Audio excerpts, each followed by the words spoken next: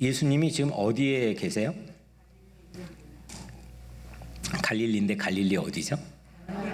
그렇죠. 갈릴리 가나. 가나 초콜릿이 아니고 가나는 이제 지명 이름인데 여기는 물로 포도주를 만들었던 첫 번째 표적이 있던 곳입니다. 네, 두 번째 예수님이 거기에 계십니다. 그런데 또 왕의 신하가 나오는데 이 왕의 신하는 집이 어디에 있어요? 그렇죠. 가버나움에 있습니다. 가버나움에서 예수님이 계시는 갈릴리 가나까지 온 겁니다. 예수님은 그 오늘 바로 같은 장 4장에서 사마리아의 한 여인 아시죠? 사마리아의 수가성이라는 곳에 우물가가 있는데 그 우물가에서 예수님을 만나게 됩니다.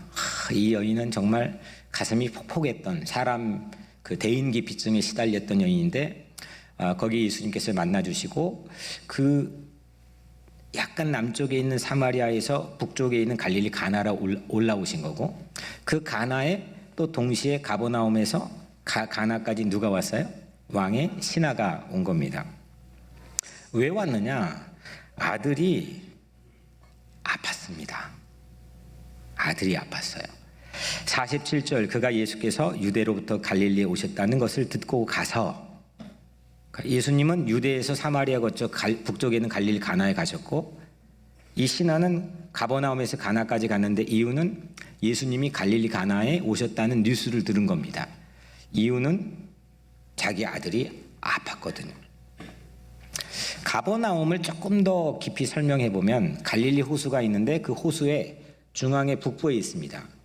그 정가운데 갈릴리 호수의 정가운데 있는데 거기 3년 동안 예수님이 공적 삶을 사시는 아지트 같은 곳입니다. 늘 왔다 갔다 고무줄 용수철처럼 사역하고 다시 이걸로 그 가버나움에 있던 왕의 신하입니다.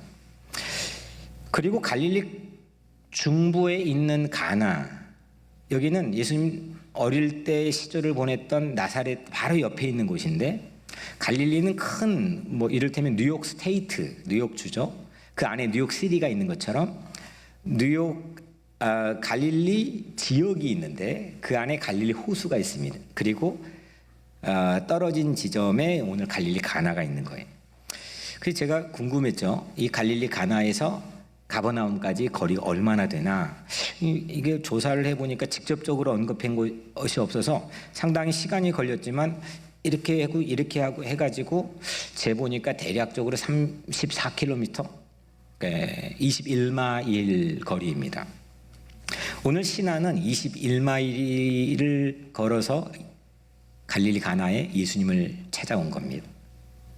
명세기 로마 당시에 세계를 휘어잡았던 로마 제국이 갈릴리를 다스려라 라고 위임 권력을 주었던 갈릴리 분봉왕 헤롯 안디바의 왕실에서 일하는 관료 신하입니다. 그 관료가 손수 찾아왔다고 하는 것은 상당히 다급한 상황을 뜻하는 거죠. 21마일이나 걸어 찾아오는 길에서 이 한 남성은 왕실에서 근무했던 위험이나 이런 거는 전혀 찾아볼 수가 없습니다. 그냥 죽어가고 있는 아들을 살려야지, 정말 살려야지 이런 마음만으로 만나본 적 없는 예수를 뉴스를 듣고 소문만 듣고 21마일을 찾아온 겁니다. 신하가 예수님을 딱 만났어요. 만나가지고 말을 하는데 그 말이 상당히 절절합니다. 47절 청하되 내려오셔서 내 아들의 병을 고쳐주소서 하니 그가 거의 죽게 되었습니다. 그 왕의 신하가 예수님에게 한 말은 이겁니다. 내려오셔서 내 아들의 병을 고쳐주소서. 어디로 내려와요? 가버나움에 자기 집에 오셔서 지금 가나에서 갈릴리 가버나움까지 오셔서 내 아들이 죽어가고 있는데 내 아들을 좀 살려주소서. 청하되 내려오셔서. 이 청하되라고 하는 거는 영어 성경에는 begging이죠. begging. 거지가 구걸하는 겁니다. 간청하는 겁니다. 이게 간청하고 구걸하는 거는 이게 우리가 그냥 스쳐 지나갈 수 없는 기도의 상당히 중요한 태도입니다. 그냥 팔짱 끼고 줄 수 있어? 주겠어? 안 되면 말고. 이런 태도가 아닙니다. 이 기도의 어떤 소중한 태도라고 하는 건 진지한 겁니다. 그리고 절박한 겁니다. 절실해야 되고 진정성을 가져야 됩니다. 오늘 이 왕의 신하는 그 기도의 소중한 태도와 자세를 우리에게 보여주는 거죠. 마치 절박한 기도와 같이 내려와 주세요. 저랑 같이 가주세요. 내 아들이 죽어가고 있는데 좀 제발 고쳐주세요. 살려주세요. 예수님이 직접 가버나움까지 자기가 왔던 21마일을 자기랑 함께 걸어가서 그렇게 해달라는 겁니다. 그만큼 이건 무엇을 뜻하냐면 죽기 일보 직전 아들의 생사가 걸린 겁니다. 여러분들 자녀가 아파가지고 죽기 직전의 상황에 처해 있는 경험을 하신 분도 계시겠죠. 이건 정말 이게 진짜 난리 나는 겁니다. 이런 종류의 다급함, 구걸할 수밖에 없는, 간청할 수밖에 없는 다급함이 여러분들의 삶에 혹시 있습니까? 있었습니까? 만약 이 다급함이라고 하는 게 나를 바른 대로 안내만 해준다면 그 다급함은 사실 나에게 결정적 이정표 역할을 해주게 됩니다. 그 다급함이 나를 좋은 대로 인도해 줄 수만 있다면 그 다급함이 내가 불편하게 되고 피하고 싶었고 나를 긴장하게 하고 나를 때로는 두렵게 만들게 되는 그 다급한 상황이 나를 상당히 유익을 갖게 하고 나에겐 결정적 이정표가 되어 줍니다. 이런 의미에서 성경이 말한 것처럼 고난이 내게 유익이라. 그럴 수 있는 거죠. 아들이 죽을 병에 걸린 덕분에 그 왕실 공무원으로 있던 관료가 자기 인맥이나 자기 가지고 있는 노하우나 자기 주변에 있는 충분한 왕실의 파워를 가지고도 여러 가지 방법을 찾아볼 수 있었는데 왕실을 뛰쳐나왔던 것은 그 아들이 죽을 병에 걸렸기 때문이고 그 죽을 병에 걸렸던 그 강곡해야 되는 다급한 상황 자체가 그를 예수 앞에까지 21마일을 걸어오게 했습니다.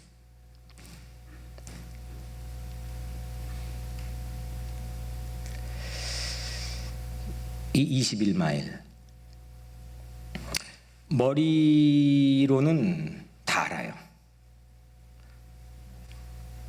근데 그게 실제는 나에겐 전혀 영향을 미치지 못하는 모르는 거일 수도 있어요.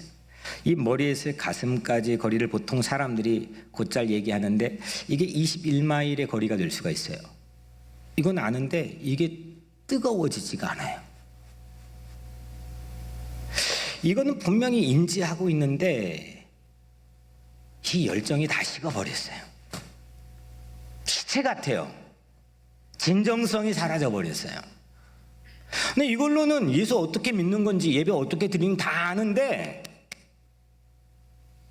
이 작동이 안 돼요. 그런데 다급한 상황이 우리에게 주어지게 되면 여기에서 여기로 갈 수 있는 길이 열려질 가능성이 생겨요. 저는 오늘 여러분들에게 도전하고 싶은 거는 혹 다급할 때 먼저 예수님께 달려와 기도하는 것 잊지 마세요. 그랬으면 좋겠어요.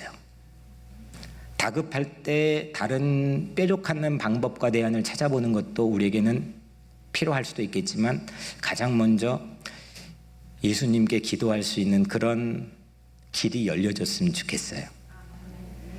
더 좋은 거는 다급하지 않을 때조차도 그런 다급한 이슈가 나에게 부딪혀 오지 않을 때조차도 예수님께 기도하기를 바라요. 평소는 잘 걷지 않던 길 21마일을 올 수 있게 하는 건 아들의 병이었어요. 내게 그런 문제가 있지 않겠습니까? 다른데 허비하지 않고 그 다급한 이슈가 있을 때 다른데 허비하지 않고 예수님께 21마일을 달려와서 기도할 수 있는 우리가 되기를 축복합니다. 그래서 이렇게 기도했으면 좋겠어요. 뭐 이렇게 꼭 기도 안 하지만 또 그 메시지에 담겨 있는 기도의 의미라 생각하면 우리 한번 다 이렇게 해볼까요? 뭐 사정이 안 되면 괜찮고요. 저 한번 따라해봐요. 주님, 내 머리부터 가슴까지 거리가 21마일일 수 있습니다. 안 가본 진정성을 가진 기도의 길을 걷게 도와주세요. 예수님께 기도하게 해주세요. 아멘. 네, 이게 첫 번째 대지입니다. 다급함이라고 하는 이정표 자체가 내가 예수님께 기도하고 예수님께 가게 만들 수 있는 하나의 펑션, 기능을 할 수 있다는 거죠. 두 번째는 이 신하가 막 베깅하니까, 구걸하니까 예수님이 거긴 대꾸를 하지 않았겠습니까? 예수님의 응답을 보면 48절 예수께서 이르시되, 예수님 말했습니다. 너희는 표적과 기사를 보지 못하면 도무지 믿지 아니하니라. 표적과 기사를 보지 아니하면 너희가 믿지 아니하는구나.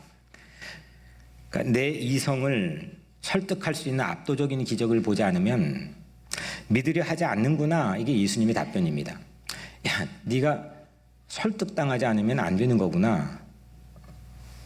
네가 설득을 하려고 왔는데 사람들을 보니까 결국 너희들이 설득되지 않으면 안 움직이더구나. 이겁니다. 상당히 우리에겐 중요한 시사를 던져줍니다. 우리가 오만합니다. 상당히 거만합니다. 내가 도움이 절박하게 필요해가지고 갔는데 그럼 설득을 해줘야 되는데 나를 설득을 저 목회하면서 상당히 많이 경험합니다. 설득을 본인 해달라는 겁니다. 우리들은 나의 감정, 나의 느낌, 나의 기분, 나의 이성을 설득할 수 있는 어떤 압도적인 사건이 목적인 것처럼 거기에 목매일 때가 상당히 많습니다. 아들이 낳는 것은 제 아무리 아들이 낳는다고 해도 예수님을 믿게 하는, 그래서 그 힘을 힘입어 생명을 얻게 하는 이정표일 뿐입니다. 기적으로 내 감정을 건드려주는 것으로만 믿게 되면 그 기적은 계속 유지되지 않거든요. 사라지거든요. 있다가도 없고 없다가도 있거든요. 그게 일상과 그게 평범한 삶은 아니거든요. 근데 그게 기적이 사라질 때 믿음은 엎치락 뒤치락하고 요동을 칩니다. 우리들이 다 그렇습니다. 사람들이 말합니다. 밀물 때 물 들어올 때 노져야지. 맞는 말입니다. 물 들어올 때 열심히 해야죠. 근데 밀물 때 노져야 되지만 저는 항상 그렇게 생각합니다. 썰물 때 노젓는 것이 요행이 아닌 진짜 실력입니다. 물 빠질 때도 노져야죠. 기적 없을 때도, 지금 내게 아무것도 들리지 않을 때도, 여전히 내가 막 뱅뱅뱅뱅뱅 돌고 헤맬 때에도, 나에게 여전히 간절한 절박한 다급한 이슈가 내 삶에 있을 때에도, 그때는 노젓는 게 진짜 요행이 아닌 실력인 거죠. 예수님의 답변을 보면은, 야, 너희가 표적과 기사를 보지 못하면 도무지 믿지 아니하리라. 이 답변은 사실 왕의 신하 입장에 들어보면 이건 돌려 거절하는 뉘앙스로 들려질 수 있죠. 뭐 동문서답하는 것도 아니시고 예수님 뭐 하시는 겁니까? 이렇게 들려질 수 있습니다. 그런데 신하는 한사코 21마일을 같이 가달라는 겁니다. 근데 이때부터 신하에게 놀라운 일이 일어납니다. 예수님이 이렇게 선포를 했습니다. 50절, 가라, 네 아들이 살아있다. 가라, 네 아들이 살아있다. 가라, 네 아들이 살아있다. 제가 가급적인, 거의 없는 것 같은데요. 제 설교하면서 어려운 문법 얘기는 거의 안 하는 것 같은데, 이 예수님의 생동감 있는 말씀, 가라, 네 아들이 살아있다. 이 말씀에 저변에 깔려있는 의미를 생생하게 전달하고 싶어서 언급해보면, 이 살아있다, 이거는 현재 능동태라고 부릅니다. 이거 뭐 기억 안 해도 되는데, 현재 능동태가 뭐냐? 현재 능동태는 살아나는 중이야, 아니면 살게 될 거야, 살게 될 테니 좀 기다려봐, 이런 게 아닙니다. 이거는 뭐냐면 이런 뜻이 아니고 지금 살아서 정상으로 활동하고 있어. 이게 현재 능동태입니다. 벌써 문제가 해결되었어. 벌써 숨통이 트였어. 벌써 살아났어. 이게 현재 능동태입니다. 근데 여러분들, 이미 되어진 이 사건에 대한 결과를, 이 권위, 2000년 동안의 기독교의 권위가 잔뜩 묻어져 있는 성경을 우리는 읽고 있으니까, 와, 살아났구나. 이렇게 아주 안도감 가지고 읽을지는 모르겠지만 여러분들 왕의 신하의 입장에 서서 한번 이 반응을 이 대답을 들었다고 가정해 보세요. 야, 가 혼자 가라니까. 네 아들 살아났어. 그거 들었다면 여러분들은 어떨까요? 이게 뭐야 이게 지금? 황당하지 않겠습니까? 여러분들이 이런 말씀을 직접 들었다면 어떻게 하겠습니까? 생사의 갈림길에 서 있는 아들에게 함께 가달라고 절박하게 요청했는데 뜬금없이 지금 살아났다니까 이 말씀을 들었다면 여러분 어떻게 하겠습니까? 남의 얘기니까 이미 권위가 잔뜩 버물려져 있는 이 이야기를 여러분들이 읽으니까 나도 그러지 않대. 여러분들의 상황에 펼쳐져서 이 이야기를 제가 하거나 실제 이게 하나님 말씀을 듣게 된다면 이거 호락호락하지 않는 답변인 겁니다. 그런 설교를 들었다면 어떻게 하겠습니까? 신하가 그런데 뜻밖의 정말 대단합니다. 제가 이 신하에 매료될 수밖에 없는 중요한 장면을 우리에게 노출시켜 줍니다. 50절에 그 사람이 예수께서 하신 말씀이 뭐죠? 가라, 네 아들이 살아있다. 근데 그 말씀을 어떻게 했냐? 믿고 가더니,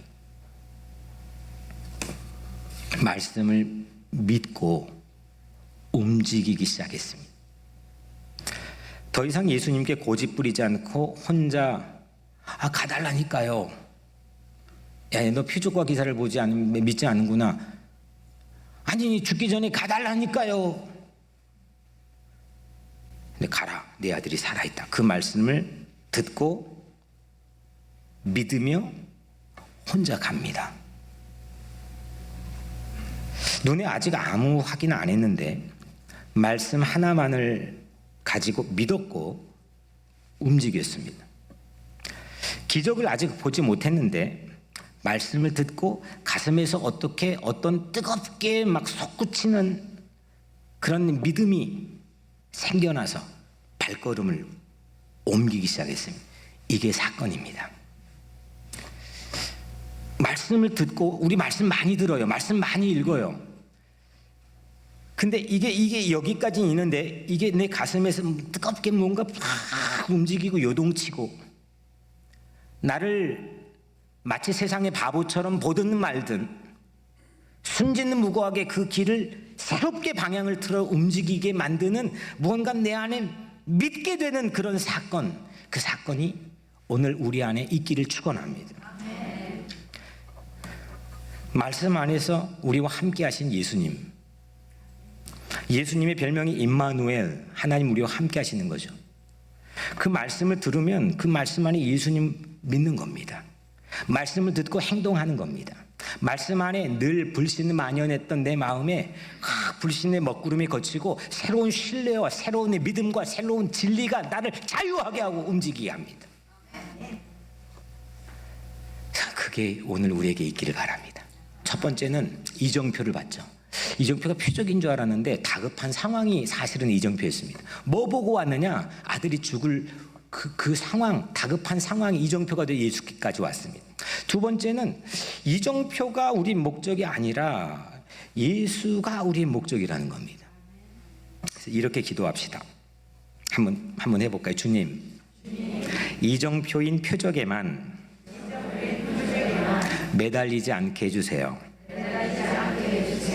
불신이 만연한 우리 마음에 믿음을 부어주세요. 네, 아멘. 믿는 만큼 꿈을 꾸고 믿는 만큼 가게 되는 겁니다. 마지막 세 번째로 신하가 가라, 내 아들이 살아있다, 이 말씀, 예수님 말씀을 듣고 믿어졌어요. 그래서 혼자 이제 가요. 아들을 향해서 21마일을 걷기 시작했어요. 근데 길을 걸어간 도중에 그 믿음이 준 체험을 걸어간 도중에 해요. 믿을 때 그 사건이 눈에 확인됐어요, 안 됐어요? 아직 안 됐습니다. nothing happened. 아무것도 해프닝이 일어나지 않았습니다. 근데 그 믿었을 때 일어나지 않았던 사건이 가면서 길을 가면서 체험을 합니다. 51절에 내려가는 길에서 가버나움으로 가는 길이죠. 내려가는 길에서 그 종들이 오다가 만나서 아이가 살아있다 하거늘 신하가 21마일을 다시 되돌아가는 도중에 맞은편에 누가 왔어요? 자기 종들이 자기 집에서 일하는 자기 집에 일하는 그런 일꾼들이 오고 있었어요. 그래 만났어요. 그리고 그 종들이 들려준 뉴스는 아들이 살았다는 거예요. 오늘 대지는 첫 번째로 다급한 상황이 이정표가 될 수 있다는 걸 말씀드렸어요. 두 번째로 이정표가 목적지는 아니라는 거예요. 이정표가 종점이 될 수는 없다는 거죠. 세 번째로 말씀을 믿고 갔더니 가는 도중에 진짜 이정표를 본 거예요. 신앙의 사이클이 이런 거예요.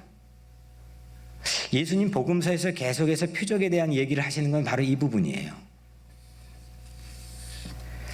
신하가 하도 신기했잖아요.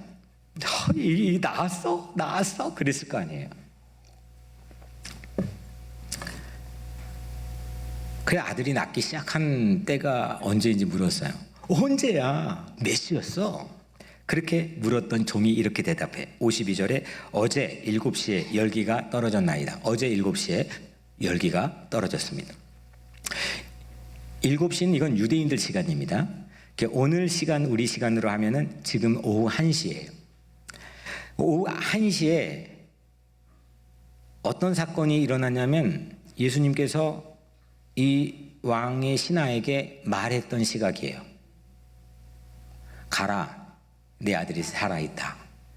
그리고 말씀을 믿고 혼자 방향을 틀어서 21마일을 걷기 시작할 때가 오후 1시죠.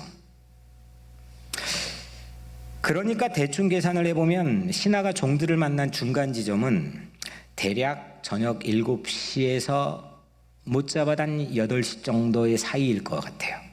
그렇게 추정할 수 있을 것 같아요. 어제 7시라고 말한 까닭은 해질 때부터 어제 7시라고 했잖아요. 어제 7시. 지금 그날 오후 1시에 그 말씀을 해주셨고 믿고 갔는데 저녁 7시에 같은 날인데 어제 7시라고 한 거는 유대인의 시간법은 해질 때부터 하루가 시작돼요. 그래서 해질 때가 되면 오후 7시면 이미 다음 날인 거죠. 그 전날 오후 1시, 우리로 치면 그날 오후 1시인 거죠. 오후 1시의 말씀으로 이미 일어난 사건이었던 거예요. 나는 확인은 못했지만 그 말씀 있을 때 이미 일어난 사건이었던 거죠. 그리고 6시간 후에 확인을 했어요. 체험을 했다니까요. 우리는 늘 시간의 맞은편, 내 시간의 맞은편에서 내게 다가오는 소식을 접하며 살아요.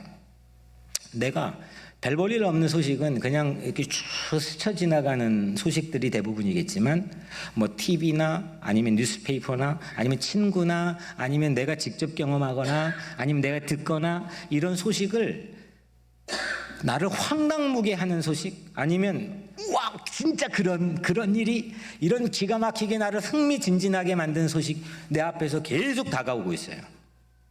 오늘 저녁 아니면 다음 한 주 나에게 어떤 소식이 다가올지 근데 누구도 몰라요. 혹시 아시는 분 계세요? 그러면 저랑 좀 동업하시자니까. 아시는 분 계시면.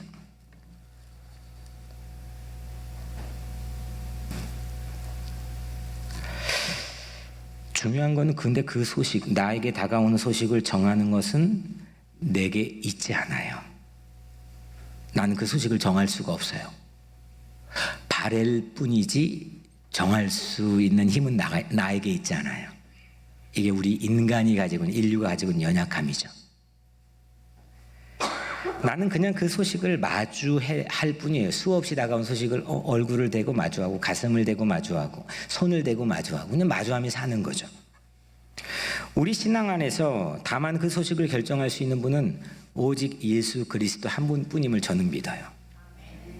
이런 의미에서 내가 그 소식을 기대하고 그 나에게 다가온 소식에 대한 희망을 거두지 않고 살아갈 수 있는 한 가지는 그분의 말씀을 믿는 거예요. 예수님의 말씀을 듣고 믿음으로 걸어가면서 나에게 다가온 소식을 소망하면서 소망하면서 그래도 명색이 신앙인인데 소망하는 것 하나도 안 보여. 그럼 뭐가 매력이 있습니까? 그냥 한 가지 내게 다가오는 이슈에 허겁지겁 그냥 대응하기 바빠요. 막. 그 세상 사람 다 똑같이 하는 방식으로 살아요. 그것도 뭔가 막 가슴에 솟구치는 희망. 다 너 바보야? 이렇게 말해도 뭔가 소망하는 게 있어야 되는 거예요. 바라는 게 있어야 될 거 아니에요. 기대하는 게 있어야 될 거 아니에요. 믿고 그 길을 우직하게 걸어갈 수 있는 게 그 힘이 우리에게 있어야 될 거 아닙니까? 그 희망을 누가 뭐라고 해도 거두지 않고 살아갈 수 있는 한 가지 힘은 나에겐 결정권 없지만 그 말씀, 그분의 말씀을 믿고 사는 거예요. 한 주일도 그렇게 살았으면 좋겠습니다. 내게 오후 1시가 내게 바로 그 오후 1시 말씀을 듣고 내가 방향을 바꿀 수 있는 오후 1시가 지금 여기 이 예배가 되기를 바라요. 여러분, 사랑하는 여러분, 오후 1시가 여기가 될지 말지 결정되는 결정적 시간에 서 있을지도 모르는 여러분들, 설악산 하산길에 만난 사람들이 이정표가 제게 되어줬다면, 혹시 여러분들이 길을 잃고 있다면 오늘 예배가, 이 설교가 예수님의 말씀이 우리에게 이정표가 되어주기를 축복해요. 다급한 상황이 혹시 여러분들에게 있다면 그 자체 안에 예수님께 기도할 수 있는 고마운 이정표가 있다는 것을 알고 깨닫게 되기를 바라요. 그렇다고 이정표에만 매달리는 얄팍한 신앙에 머무르지 않고 목적지인 예수의 삶을 향하는 발걸음을 멈추지 않고 달려가기를 바라요. 21마일을 걷기 시작하는 지금 여기가 오후 1시가 되게 하시고 오후 7시도 21마일 안에서 마주하도록 해주시며 오후 7시 이후에도 내 삶에 그런 근사한 변화가, 아름다운 일이 일어나게 도와주세요. 기도하기를 바라요.